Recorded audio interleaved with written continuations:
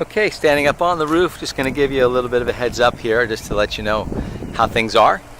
This roof is 14 years old, and the shingles are wearing exactly the way you would expect them to.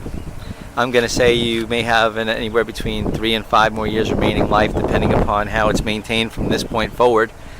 An example of things that need to be done from a maintenance standpoint or repair: voids like this that'll allow water to get into the corner of the gable, areas where flashing is lifting here along the front gable. These are areas that are susceptible to water penetration if the winds are driven from a certain direction. So you'd want to get a jump on that, have somebody do some maintenance work there. Walking up to the ridge vent, same thing here.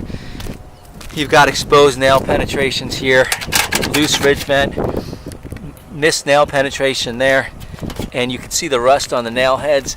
That's an indication that water could start to be penetrating, which we want to avoid.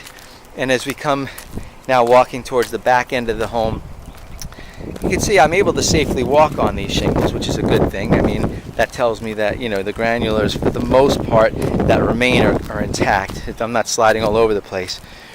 At the back end of the roof here on the left side, okay, we have several missing shingles.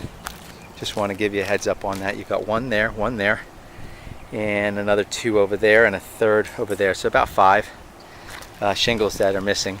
Anywhere where you see penetrations that need to be resealed, those should be taken care of.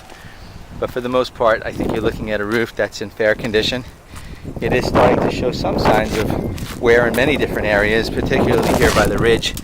You can see there a little bit of impact damage.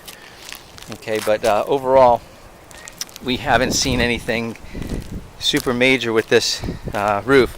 We're going to enter the attic space next, and in the attic space, that'll really give us a much better idea of where we stand. All right, and I'm just going to swing around towards the front of the house at the front gable so you can see that.